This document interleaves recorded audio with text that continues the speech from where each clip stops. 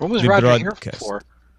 Oh, Roger's helping with some of the stuff and then rundown and stuff. Eventually, we'd like to make Roger the video editor. So. Ah, very good. There you go. Okie dokie. Is everyone ready? Yes.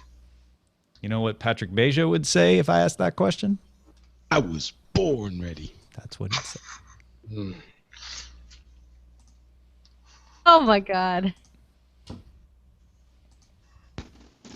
Hey, Dad, can you love me a box? Wait, no, I did that one yesterday. Hold on, wait a minute. Let me close my door. Okay. Close your door.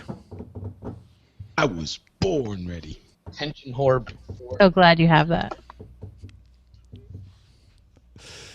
And here we go. If you would like to donate to the Daily Tech News Show, simply go to dailytechnewsshow.com/donate. Donate via Patreon monthly or just once via Bitcoin or PayPal. If you want a t-shirt, go to slashloot.com. Thank you.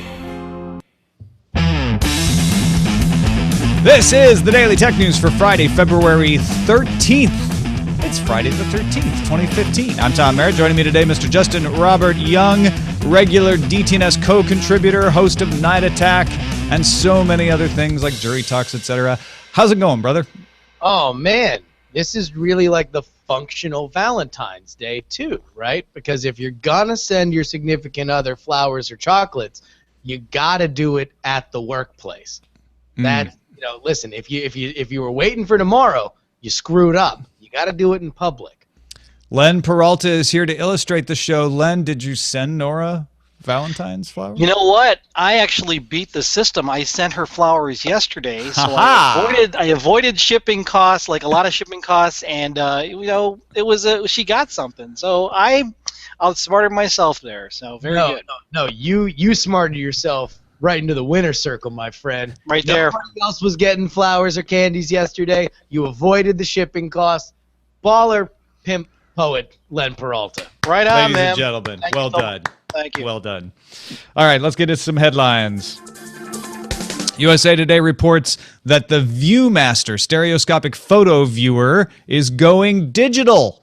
The old ViewMaster was a red plastic viewer that you held up to your face. It wasn't always red, but usually it was. And viewed cardboard reels with small color slides in simulated 3D. Mattel has teamed up with Google to make a new virtual reality ViewMaster based on Google's cardboard VR form factor. Instead of sliding in a cardboard reel, you slide in an Android smartphone. Now reels are placed in front of the viewer, like on a table, to add augmented reality 3D interfaces to experience in addition to what you get from the Mattel app. Though you don't need the reels, you can just use the app if you want. The new viewer will cost $30 and include a sample reel. Additional 3-pack reels will cost $15 coming this autumn. Okay. So, and for those of you who are not watching, please go ahead over to the YouTube video because Tom did an amazing job holding up all of the physical representations of what he was talking about, save for the actual product. This is a great add-on. It's a very, very good thing for Google in terms of their narrative because it is about the big, gushing, beating human heart that we so often think is absent from that company. It is just dripping with nostalgia. It's a great way to show off Google Cardboard and the fun ways that you can bring a virtual reality simulated system to your house for cheap. However, I don't quite know whether or not this will be a perfect way to break into the kids market. I almost would prefer that they just release this, and maybe this is what it will be, as just, hey, here's a solid, kind of cheap, $30 system where you can show, give developers a reason to develop for these VR platforms. Was taking a lovely 3D tour of Phoenix just now. Circa 1978.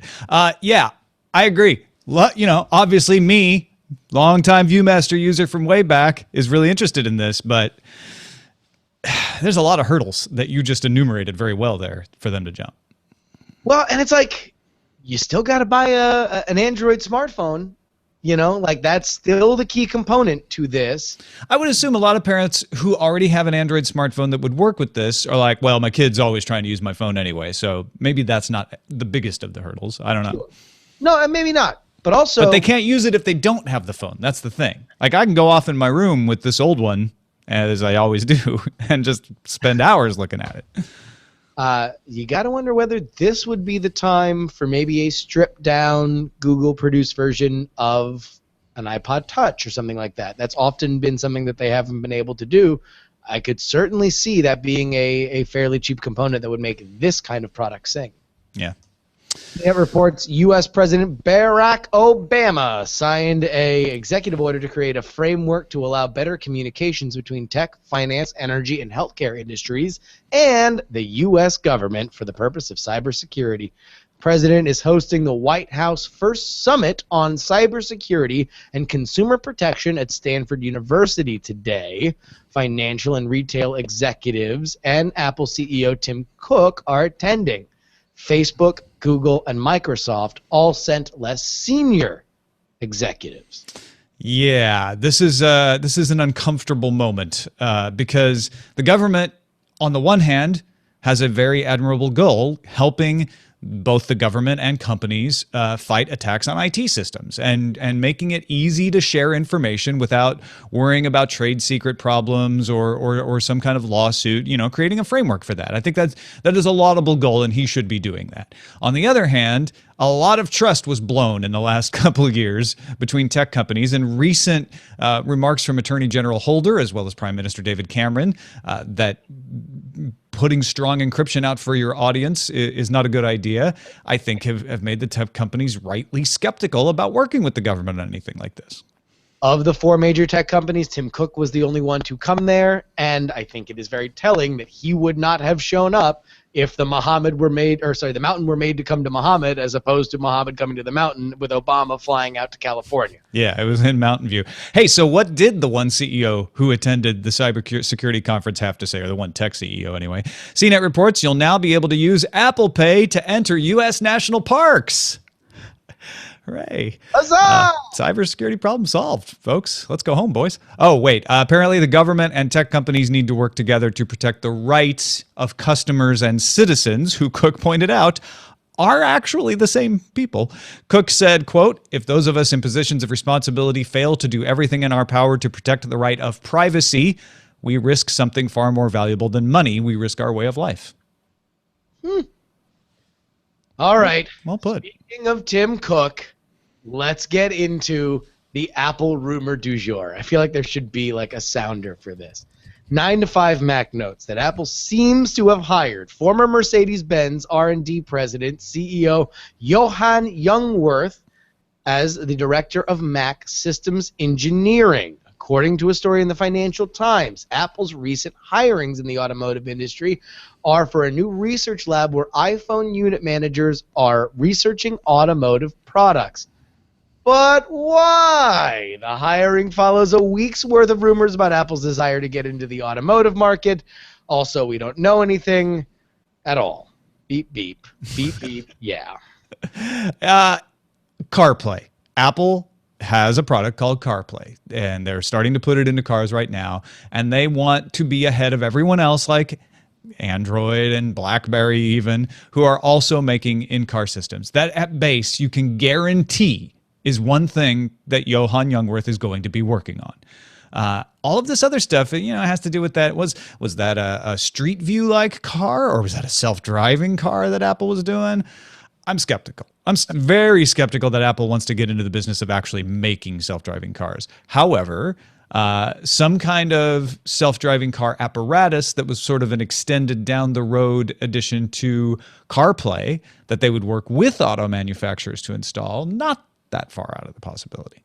Well, a week ago, we had a story about how Tesla had hired a bunch of Apple people, and Elon Musk was on record as saying, hey, you know, Apple's hired a bunch of Tesla people too. Since then, almost every day, we have heard some kind of report, either spurious rumor or sourced on some level, that seems to show smoke on the idea that Apple is developing some kind of car thing, or is at least in their legendarily laborious research and development phase on this interest.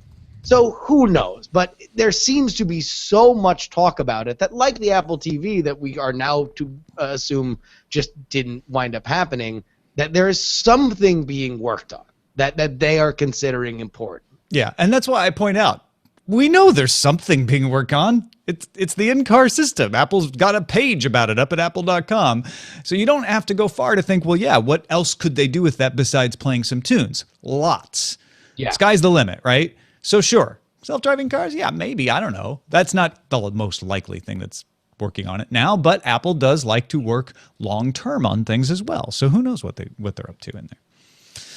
TechCrunch reports that Apple, we're just going to get all the Apple stories out of the way at the same time. TechCrunch reports that Apple is okay with pot, but no longer okay with visible weapons. Devs and advocacy groups, including social networking app Massroots, have been petitioning Apple to change its stance on banning drug-themed apps. And as of Friday, the Massroots app is back, but it must perform a location check that prevents users outside of the 23 states where marijuana use is legal from accessing its network. So if it's legal in your state, you can get the app. As for the guns, a developer named Orange Pixel noted last month that Apple made him blur out guns from screenshots of his game Gunslugs 2 because otherwise, they said, it violated the policy against showing violence against human beings. Pocket Gamer dug into it a little, and they found that Apple, as Marco Arment pointed out, is enforcing the policy that all screenshots must be okay for ages 4 and up. They just didn't enforce it that closely before. You got to figure that the pot thing, you know, they made the change when nearly half of the states have different attitudes toward it. Like that seems fairly reasonable. Changing right? with the times. The high times. VentureBeat reports Pinterest is stripping out affiliate referral codes from links on their service. Companies like Reward Style and Hello Society can help users make money when people click their pinned images. But Pinterest claims that it's led to spammy behavior and broken links. However, Pinterest might want to roll out their own in-house referral system. In the meantime, Pinterest recommends more wholesome ways for pinners to make money, like, and we quote, participating in paid social media marketing. Because that's not spammy. This angers me so much. I don't have a problem with Pinterest. I don't have a dog in their fight. They're fine. I have an account. I've used it a few times. It's interesting. But they are definitely on a monetization kick, and that's great. They should. They need to make money off their product. But going out and let's just admit for the sake of argument that a couple of these companies that they're targeting are spammy. Going out and ripping out the referral links from all URLs, right way to go about it, I suppose, because you're not breaking links, you're not breaking images, you're just ripping out the referral links, but cutting off revenue streams for a bunch of people is throwing the baby out with the bathwater. If I'm using an Amazon referral link to link to a book in Pinterest and I'm getting a little bit of money out of that, that's not spammy. Oh, but that could threaten another business model. So and here is my point.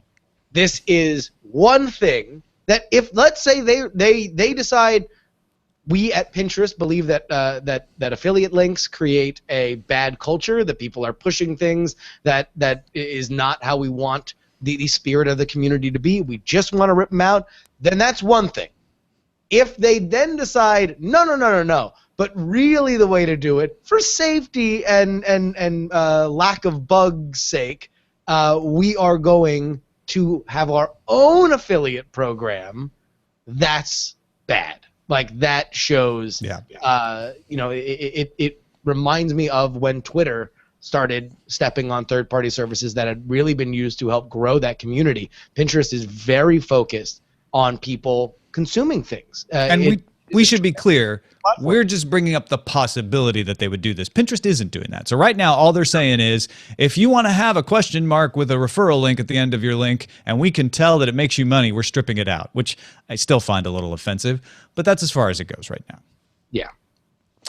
The Next Web reports Line has launched the Line@ app, which connects brands to fans. clients and customers. The iOS and Android app lets brands and businesses send messages, chat one-on-one, and share posts to followers. The free plan allows up to 1,000 messages per month. Paid plan at $50 a month allows for 50,000 messages and adds in images and links with the option to send additional messages for a penny each. Ooh, that's expensive. Brands can also pay $24 for a personalized premium ID for a year, which then only costs you $12 every year thereafter. This is Line saying, hey, we see what brands are doing on Snapchat and places like that. And Line is a premier messaging app in large parts of the world. They're like, let's get some brand money. Finally. I'm for one thrilled that brands have yet another way to communicate with me. I'm very excited, he said sarcastically. SamMobile.com reports that insiders tell them Samsung will remove its in-house preloaded software in favor of Microsoft apps on the upcoming Galaxy S6. Apps like S Voice, S Health, S Note, and others might be available as optional downloads from the App Store.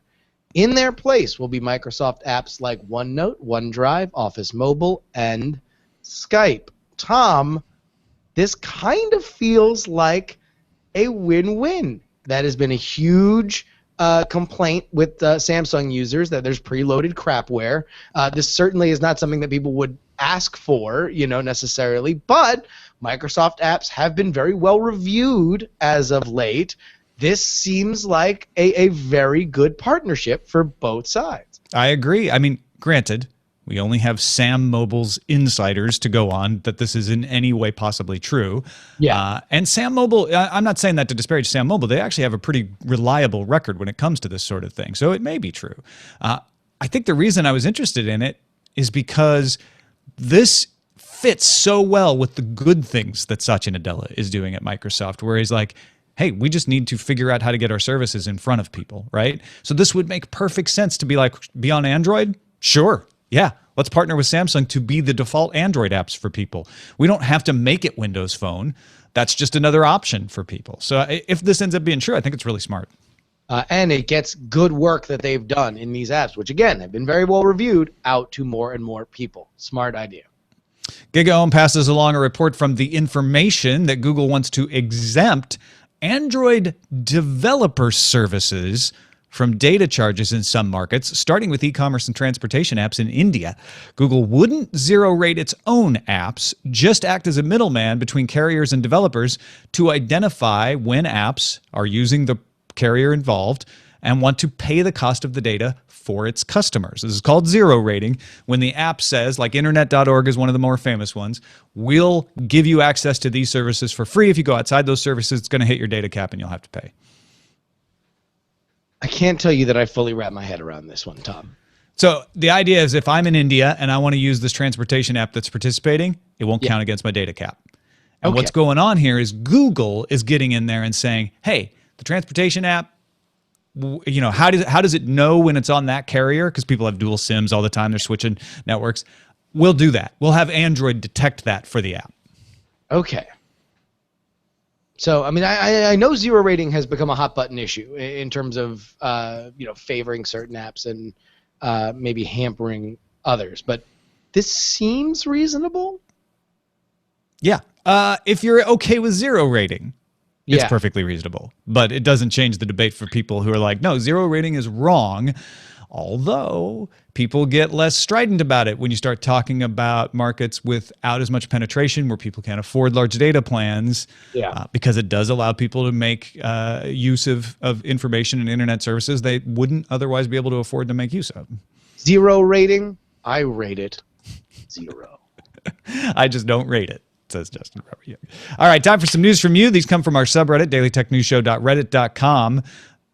You're not there? I mean, there's 4,000 of you there. You 4,000 know what I'm talking about. But if you're not there, you're missing out. Go to dailytechnewsshow.reddit.com. You post, right? You're down. Yeah, bro. Yeah. Captain Kipper, he posts. He posts a lot. He's good at it. Posted the Ars Technica article that Lior Shamir, a computer scientist at Lawrence Technological University, has shown that a series of image analysis algorithms can discriminate between real Jackson Pollock paintings and pieces that mimic his style. He was able to get it to happen 100% of the time. So no, Dad. Sadly, the computer has proven that you can't dip a monkey's tail in a bucket of paint and get the same result. Sorry. Shamir has placed the source code for this analysis package termed Wind Charm online, so you can get it and play around with it yourself. You can read more in the International Journal of Art and Technology. Super fun. Habituela Condolce pointed out that the posting at Cranes about a Brooklyn company bringing gigabit fiber to the Industry City complex in Sunset Park. Yes, it's only a small tech-savvy Brooklyn development getting symmetrical gigabit.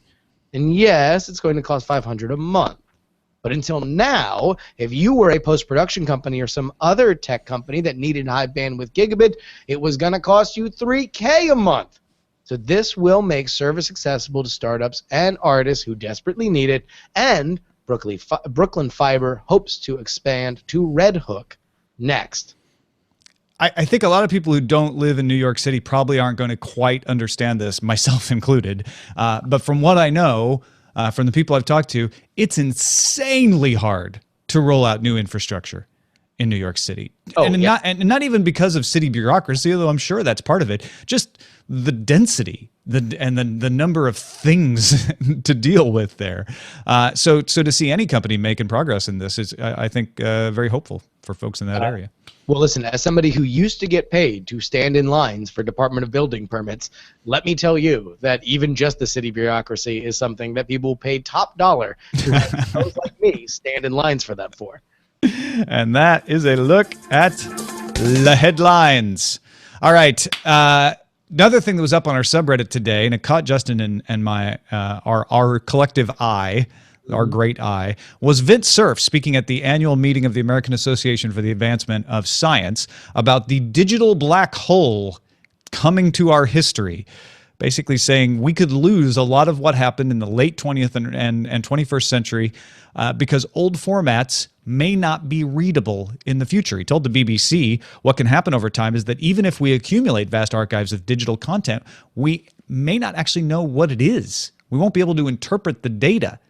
So the solution he's putting forth is one from Carnegie Mellon called Digital Vellum, which the way he describes it was take an X-ray snapshot of the content and application and operating system together. It took me a long time to wrap my head around that. What he's talking about is a virtual machine. So people in this audience who know what a virtual machine is, you're like, oh, okay. What they do is they do take a snapshot, like a virtual machine snapshot of the software in place running, and then they're able to use the Internet Suspend Resume project to create essentially a full virtual machine for that software. So they've done it for games like Mystery House. They've done it for WordPerfect. They've done it for Doom. They've done it for the Mosaic browser. And yet you can't go play with these because they're dealing with copyright issues. To do this properly, the rights of preservation might need to be incorporated into our thinking, said Cerf to The Guardian. So there's also rights issues of like, we would like to preserve things, but we might be breaking the law in large parts of the world if we were to do that. Now, this idea of a digital dark age is not new. If you've ever heard of the Long Now Foundation, Danny Hills has warned about this before. And there are other solutions out there. The Carnegie Mellon one is one. It's called Project Olive. That's the one with the virtual machines. Archive.org exists as the Internet's library. They've been trying to preserve the Internet and things beyond in digital form since their inception in 1996. They have something called the Old School Emulation Center and the Internet Arcade that we've talked about on this show before, which uses JS-MAME to let you play old arcade games and even some console games in the browser. Justin, I know that this attracts me because I'm really into history and the preservation of history. What catches your eye about this? Well, in terms of digging into it, because it was something that initially, when we were talking about the topics for the show, seemed, oh, okay, well, you know, obviously Vint Cerf's job is to be the guy who thinks of interesting things and talks about them. He's effectively paid by Google to be Vint Cerf, and he does his job excellently every single day. However, the more you dig into this, the term digital dark age goes back to 97. It's been almost 2 decades that we have looked at this, or some have looked at this as a growing problem.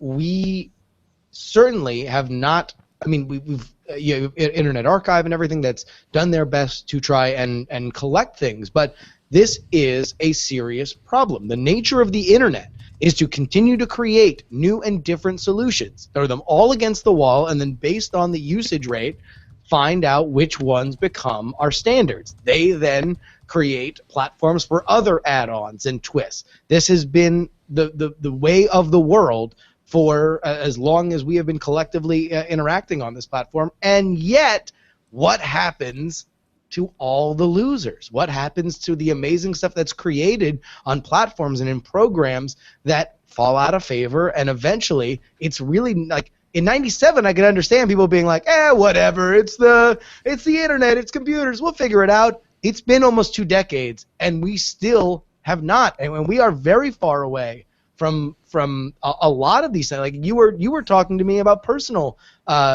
things that you've run into where you're just not able to open and you have no idea what's in some of these files. Yeah, I've got things that used to be on floppy disk, and they make a big deal in some of these stories like floppy disks are no longer accessible. They're totally accessible. You can get floppy drives everywhere. It's not impossible. However, there are things that are on those floppy drives that I've moved over and archived onto hard drives that I can't open because they're WordPerfect files. In fact, even some Word for DOS 5.0 files, current Word can't make sense of, or at least munges them. And that's stuff that I would like to keep for myself. Yeah. I think Vint Cerf makes a compelling case. Like, look, you may say like, well, who cares about, the stuff on that person's hard drive? We don't know what history will find valuable. And he brings up palimpsests, which is when you take a book and you scrape off the illustration or the ink on the front to find out what was written on that page before. And they've uncovered like Greek philosophical text and all these things that were at one time thought to be valueless that are now incredibly valuable to us. So preserving as much as possible isn't about like deciding what's important for history now, but just preserving, making things available so that in the future people realize, oh, wait a minute, Justin Robert Young ended up being a genius who was not appreciated in his time. We want all of his files, right? But yes. or anybody, right? And some person we don't know. Yeah. No, absolutely. Absolutely. This is just the right thing to do. And really, I think it's second level thinking, and it's so beautiful to be coming from somebody like Vint Cerf, who had such a key role in creating the internet, that the next level is let's get beyond creation. And this is something that we've even seen culturally over the last 5 or 10 years, that as the generation that has been born into the internet comes of age, now the fascination is not we can save everything, it's what can we delete. Snapchat is becomes popular, at least in its initial offering, because it is ephemera, because it's not oh, that's great, I want to download all my tweets and I want to download all my Facebook posts so I can remember them. There is just a different way of looking at things, and this to me is okay, let's understand that we never want to get away from the experimentation that makes the internet amazing, and the revisions on top of revisions on top of revisions, and going with the most effective and efficient model to solve a problem. But at the same time, let's not leave the refuse behind, because there is valuable stuff there, and we need to start thinking about it. And you got to wonder, considering where Vint draws a paycheck these days, whether or not this is a good position for Google to get into as far as leading the way. Because I don't know if you've noticed this, Tom, Google has 2 things in abundance: money and space on the internet. Like, they have infinite of both. So that's really what you would need to spearhead a program like this. Yeah, I think that, obviously, whenever Vint Cerf does anything because he's paid by Google, people are going to wonder what Google has in the works for it. But I'm looking, project partners for Project Olive do not involve Google. Sadly for me, they also don't involve the Internet Archive. Yeah. And I don't know if there's a reason for that, or if it's just like, hey, projects don't always have all the partners. But there are lots of people taking on this from various angles, and they should all be working together. I'm proud to say the University of Illinois is backing Project Olive, but I would like to see them backing the Internet Archive as well. I've been a big fan of what Brewster Kahle does at the Internet Archive for a long time. And he is one of those guys like Vint Cerf, who's sort of made the world that we're living in various ways. So I really, I was glad you were interested in this too, because I think it's easy to go like, cat pictures, who cares? Who knows? Maybe those cat pictures are taken by a photographer, that we don't appreciate now, and in the future they'll be incredibly valuable for whatever reason. That is such a myopic way of thinking to say that there is no reason to save literally everything if we have the ability to do it. And that's really all the only point that he is making is that anybody who wants to save stuff should be able to do it, and there should be an easy way to do it, because right now we are without a solution, and that ain't what the internet's about. Yeah, we're about coming up with the way to do the thing. Chet Page may mean nothing to you now, but he may be a huge historical figure thousands of years from now. Oh yeah, the tease. Our pick of the day comes from Jason Z. He was listening to Monday's show on his drive home and says, I heard Brian mention running a test of his internet connection using speedtest.net. While I do occasionally use this as well, I find that speedof.me is more accurate, and it runs on HTML5 to boot. So like the slowdown of the Flash player won't affect it in any way. Keep up the great work, and please remember to put the new cover sheets on your TPS reports. Thanks, boss. Yes, absolutely will. And I was glad you recommended speedof.me. We actually recommended it in a 5 apps video I did for Tech Republic. We'll throw a link to that in the show notes as well. And so yeah, it's signed off by Tech Republic and Jason Z as a good HTML5 app to do your speed test in. So thanks for that. It is pretty rad. Isn't quite as pretty as speed test, which I think probably has the brand name in terms of that function. But certainly, listen, it works. Send your picks to feedback@dailytechnewsshow.com, folks. You can find my picks at dailytechnewsshow.com/picks. All right, we had a ton of response to the headline we read about the Tesla battery pack yesterday. Let's start with Jonathan, the facilities manager, not the facilities manager of DTNS, although I'd like to make him the honorary facilities manager of DTNS because we actually don't have any facilities. He points out somebody's doing what Tesla does. Hey, Tom, Jenny, and Justin. This is Jonathan, the facilities manager from California. On Thursday's show, you were talking about Tesla getting into home batteries. There's already a company that does this for commercial buildings called STEM. And what they do is their batteries use utility electricity when it's not during peak time, so that when it is during peak time, the battery kicks in and shaves off the peaks of your energy usage. The benefit here is you don't get stuck in a higher tier pay rate for your utility company.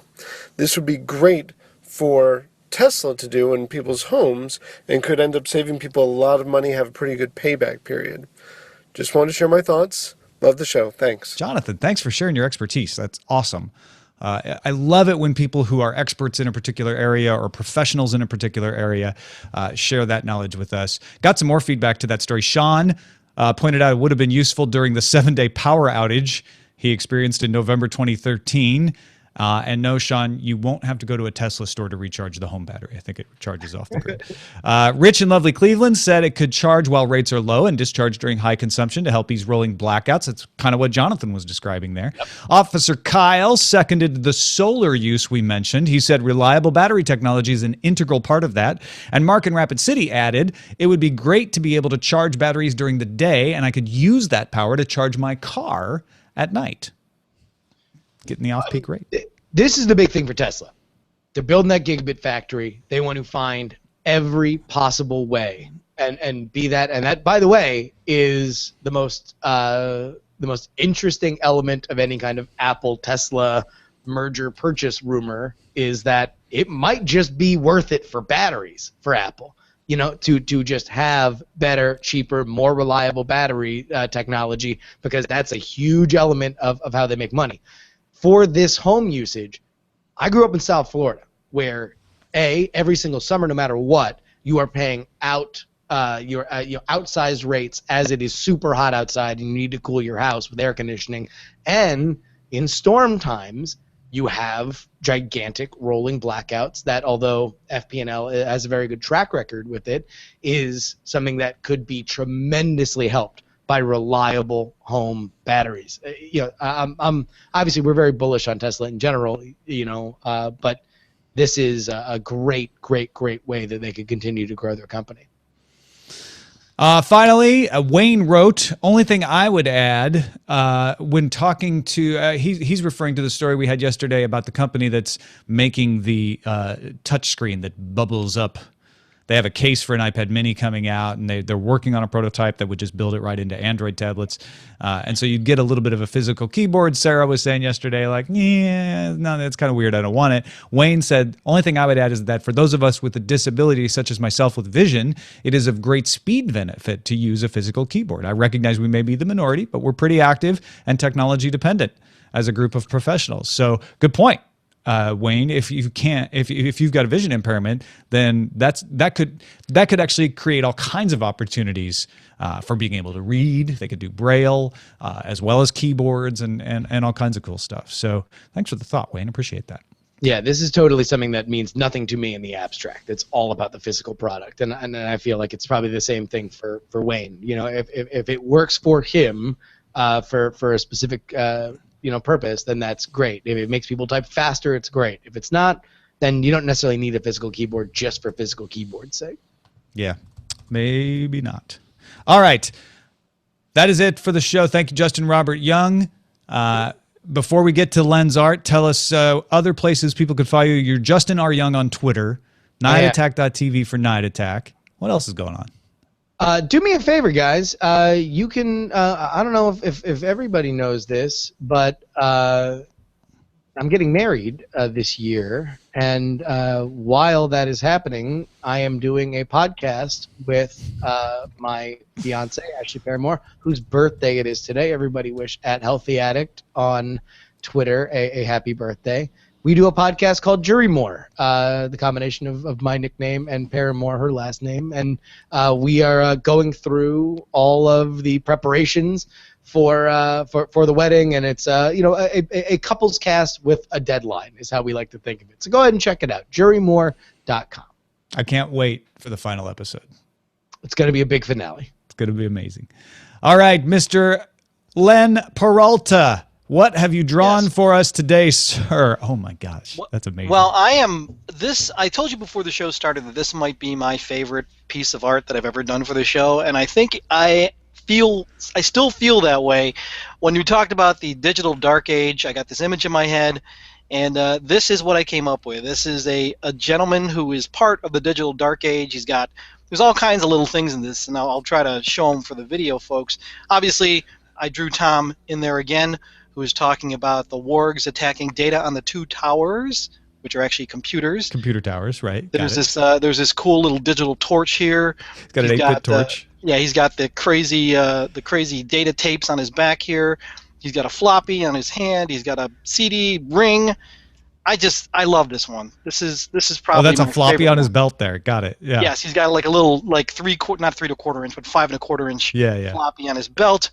It's just so much fun. This was a lot of fun to do, and I have to say, just chiming in about the digital dark age, I agree. There has to be some sort of universal format because you never know. Yeah, well, and not even a universal format, right? Just a universal access, and that's what those virtual machines are about. Saying like, hey, formats are going to come and go. We're not going to be able to stop that. Let's make it so you can always access them. That's awesome. Someone in the chat room called it virtual hoarding. So, and I believe that's.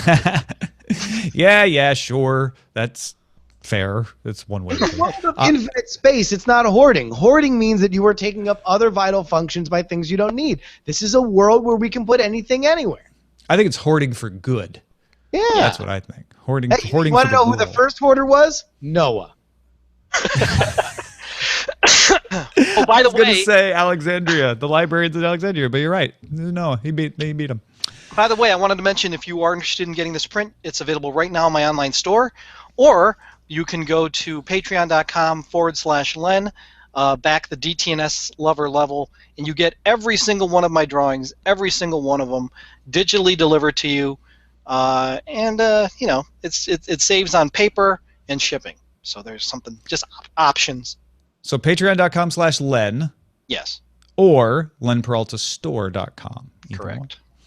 lenperaltastore.com if you just want to see it too. Yeah. and then you'll get suckered into buying it because it's really good. Absolutely. Well, that is it. Thanks to our patrons as well, patreon.com/acedetect, who are helping us move up the ladder, making progress, getting towards that Veronica Belmont, Scott Johnson level. So if you get some value out of the show and you'd like to get even more value back, help us out, dailytechnewsshow.com/support. Stick around after the show for the audio listeners on the audio podcast. Jenny's got another Android segment. She's been having a little trouble with her Android tablet. Find out why she's plagued by TDS. Not TBS. That's Conan. TDS. You want to stick around. You want to get the audio podcast for that reason. Don't forget, you can have a voice in what stories we cover at our website, subreddit, dailytechnewsshow.reddit.com. Our email address is feedback@dailytechnewsshow.com. Phone number is 512-559-DAILY. And our show is live on Alpha Geek Radio, 4:30 Eastern, 1:30 Pacific on alphageekradio.com. Our website's dailytechnewsshow.com. No show for President's Day Monday, but we'll be back with Patrick Beja Tuesday. This podcast is part of the Frog Pants Studios Network. For more information about this and other shows, visit frogpants.com. Audio program so good, it's like you're there. Diamond Club hopes you have enjoyed this program. Boom.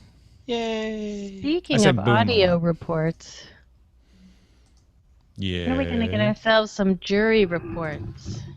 Hey, we have an agreement. We have the mac and cheese pack. And the mac and cheese, the Mac Pack. The Mac Pack. No, we're gonna be a team. Me and Jenny. Just throw me brainstorm some topics. I'll throw you audio. It'll be a fun time. It's going to be awesome. I've now got all my audio editing gear in place. I've been doing it extensively in the past couple weeks. I'm ready for some jury audio reports. Right. Awesome. And history called them the mac and cheese accords that led to the amazing collaborations of Jenny Josephson and Justin Robert Young. This is why we need, we need formats to keep this stuff alive. That's right. That's right. It's going to be important. You never know what's going to be important. That's right. That's like the Digital Antiques Roadhouse, right? Or Roadshow. Roadshow, yeah. Look at the Viewmaster. Oh, it looks so pretty at night. I don't know what it is. Oh, I look, love Cowboys. By the way, I love this drawing today. It's just so no, Your drawing, everybody- you did not overpromise. That really is amazing. It turned out great. It turned out Yeah. better than I expected.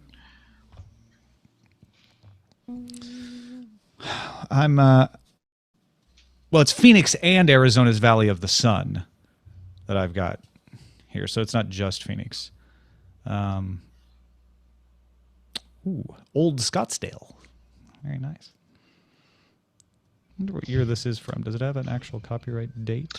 By the way, I just want to mention I am taking part in this gift exchange online on Twitter. If you're interested in watching it, the hashtag is Pink Heffalump.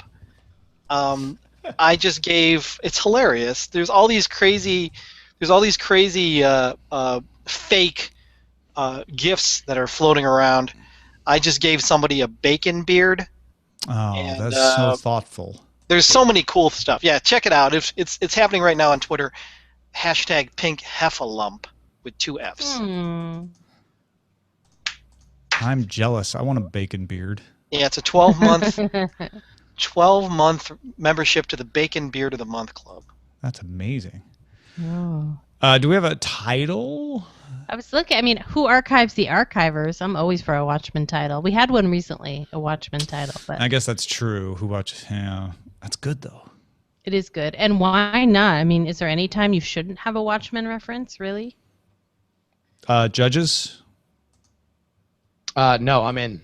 Keep on doing it. Yeah. Oh, Gary Owens died, man. Can't have any They more always people come in die this 3. week. They always Guys, come in 3. I'm done. No, I love Gary Simon, Owens. David Carr, I'm done. Terrible. All right, so we have a title. All right, I'm retweeting Monsignor Len. Got a little preview there, Alpha Geek Radio. of the end of the audio podcast. Any seconds.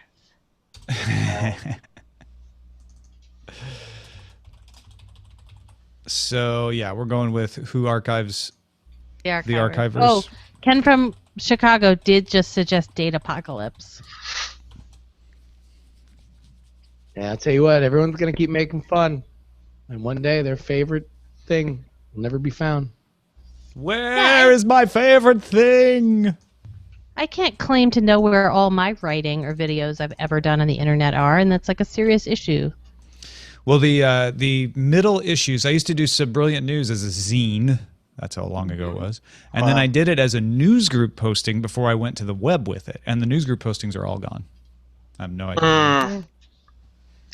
You know, some of my this is really bad. Some of my original writings, like some of my stuff that I did when I was in college, I can't even access this anymore because I wrote it on a Brother word processor. Oh, yeah. Yeah, that's exactly the kind of thing that Cerf is talking about, right? He's like, yeah, you should be able to do that. There should be a virtual brother out there that you could put that file into and be able to read it. Yeah. Well, let me tell you something, brother. Virtual brother just brings. Let me tell you something, brother. Step into a Slim Jim.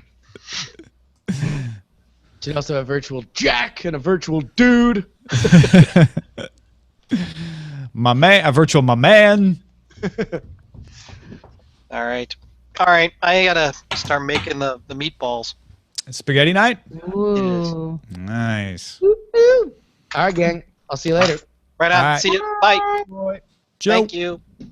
Goodbye. So long. We got to work that into our workflow because I kept meaning to work that into our workflow, which was the let's look at things for Justin to do that Jenny can edit. Okay. And it hasn't quite gone from idea to workflow yet. TPS reports. Yeah. Okay. I did not submit my TPS reports on the Jenny edits Justin's audio track situation. I see. Yeah. Cool.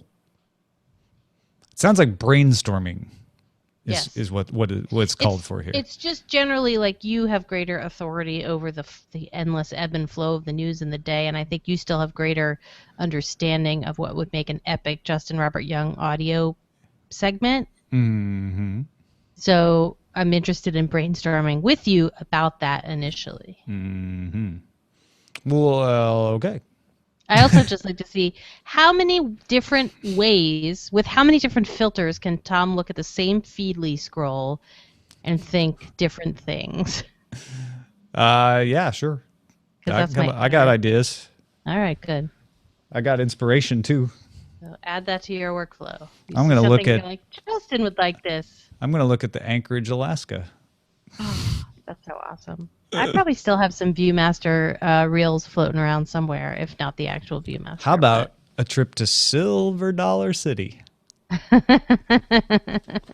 Ooh, or relive E.T. That's super valuable. It might be, actually. Where's all this stuff coming from? Like, is it all right next to your desk, or do you bring it out from other locations? I have void storage right next to my desk. I just pulled it out. These were in the garage, actually. I pulled them out earlier today. Awesome. FidoNet posts, yeah. FidoNet. I was never a big FidoNet user. I was a Gopher man. And Archie. I did a little Archie. I still had my old GW emails from when I first used email on the GWiz system. I don't think they kept those, but that would have been nice. Mm-hmm. Because that was like my University of Illinois. We used email for covering the '92 election at the University of Illinois for Channel 2. And I have tapes of the coverage, but I don't have any of those emails. Yeah. They're long gone. Yeah, it's a shame. It's funny, the things you don't think are important today, later on you'll wish like, oh, it would have been insightful to be able to access that. It's hard to get that. It's hard to realize that. Even when you know that, it's just hard to realize it. There's things I've thrown out like 2 years ago that I'm like, I wish I'd kept that for not for hoarding reasons, just for like reference or something. Yeah. I've limited it to pictures and writing. I can't control everything. I can't control all the text messaging and all that, everything, but if I can keep all my writing I've ever done and most of the pictures, then I feel like I'm in good space. Yeah. I do try to purge too and get rid of things that I don't need. But sometimes it's hard to predict. Yep. There are things I thought I would want to keep a long time ago that I now realize, nope, I really don't. Yeah. I really don't need that. Love letter from an 8th grader. Well, I don't know about that. Yeah. What else have we got going on? I have 900. Wait, hold on. Maybe that's Too many cooks. Wait. No. Somebody wrote too many filters. It made me think that. I have 999 followers on Twitter. This is my big moment. I got 999 followers and ain't one. I got a couple of those. I got to think of that. There was somebody who emailed today. Is like, we always watch DTNS with our family. I'm like, okay. Oh yeah. Oh, keep that in mind, family. Hello, family. We'll do our best to keep that in mind.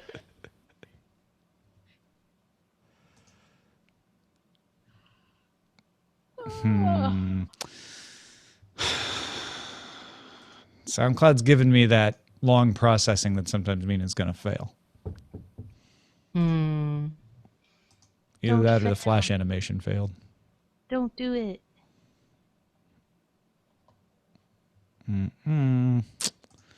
Yeah.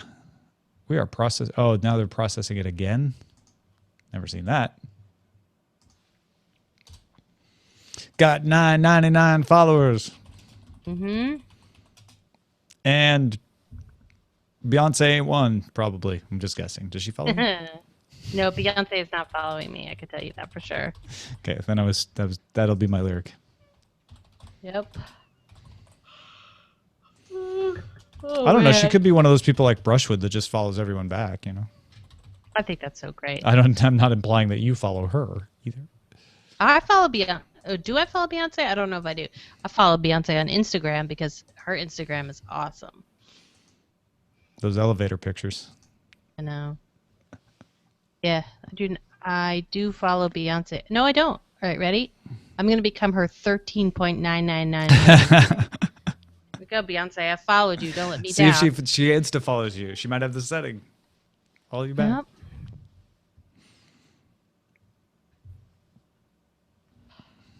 No, actually, my favorite famous person. Oh, so tired. Sorry, we had dog issues last night. In which I know how that goes. Dog who was staying over goaded the dog who lives here to bark every 30 seconds in the middle of the night. Kind of dog issue. Yeah. It was like they just wouldn't. I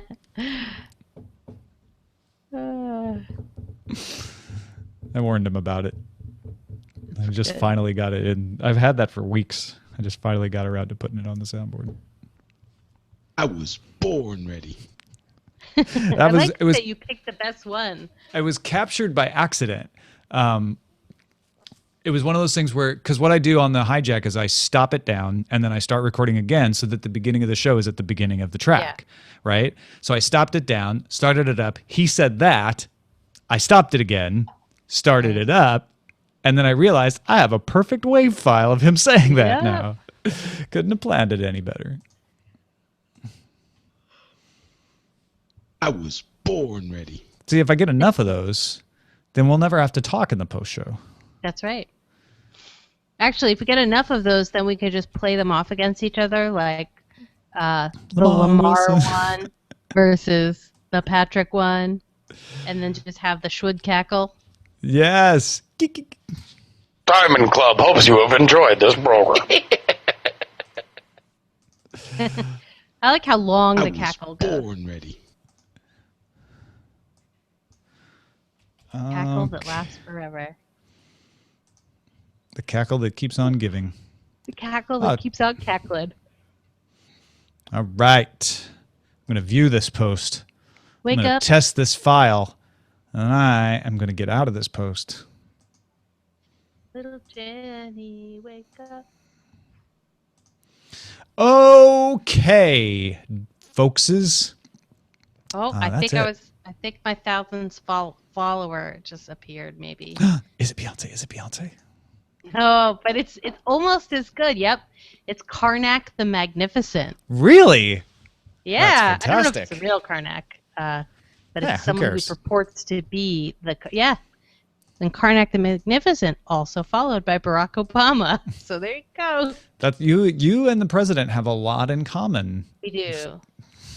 We do. Especially regarding Twitter followers. Yep. We each have 1,000. Yeah. All right. Well, I did it. I'm done. I'm done with Twitter now. Okay, well, that's it for us then, folks. Thanks, everybody. Remember, President's Day, Monday, just a headline show, but back with a full show on Tuesday. Yeah. Remember your favorite president.